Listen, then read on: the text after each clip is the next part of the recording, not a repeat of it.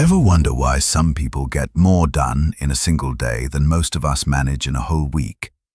It's not because they have more hours. It's because they use the ones they have completely differently. And here's the thing, you can too. Picture this. You sit down at your desk, coffee in hand, a to-do list ready, and before you know it, you've answered a few messages, checked just one thing online, and somehow it's almost lunch. You worked, but it doesn't feel like you actually moved forward. Sound familiar? That's the silent frustration so many of us carry. The days blur, and we start thinking maybe we're just not that productive person. But highly productive people, they're not superheroes. They just live by a handful of small, repeatable habits that change the game. So, let's talk about them. Habit 1. Protect your mornings like gold.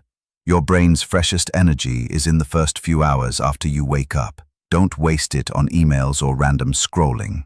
Do your most important, most challenging task first. Even just one focused hour can set the tone for your entire day. Habit 2. Decide ahead of time. Productive people don't spend their mornings figuring out what to do. They've already decided the night before. That way, when the day starts, they're not negotiating with themselves. They're already in motion. Habit 3. Break it down small. A big goal is exciting but also intimidating. Productive people shrink it into clear, bite-sized steps. Write the book becomes write one page. Get fit becomes go for a 15-minute walk. Small steps done daily beat giant plans you never start. Habit 4. Guard your boundaries.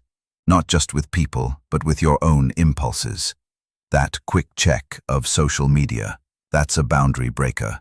Set timers, use app limits, or simply put your phone in another room while you work. Habit 5. End the day intentionally. Before shutting down, they review what worked, what didn't, and what's next. That 5-minute check-in means they start tomorrow already prepared, instead of waking up into chaos.